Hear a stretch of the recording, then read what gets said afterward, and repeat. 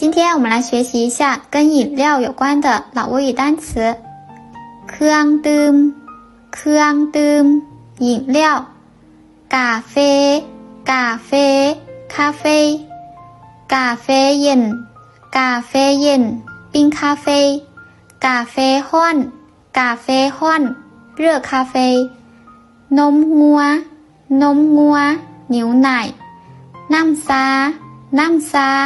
ชาซานมซานม奶茶เบียร์เบียร์啤酒ไวน์แดงไวน์แดง红酒เหล้าขาวเหล้าขาว白酒เหล้าแวงเหล้าแวง葡萄酒เป๊ปซี่เป๊ปซี่百事可乐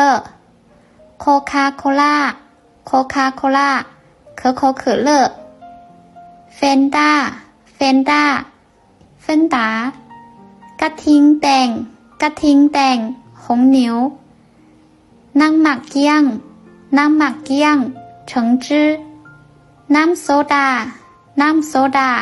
苏打水น้ำอัดลมน้ำอัดลม汽水น้ำเย็นน้ำเย็น冰水น้ำแฮน้ำแฮ矿泉水น้ำหมักไม้น้ำหมักไม้果汁น้ำหมักไม้ปันน้ำหมักไม้ปัน水果冰沙น้ำเต้าหู้น้ำเต้าหู้豆浆好，以上呢就是跟水果有关的单词，希望大家能够掌握好。我们下期再见，พบกันใหม่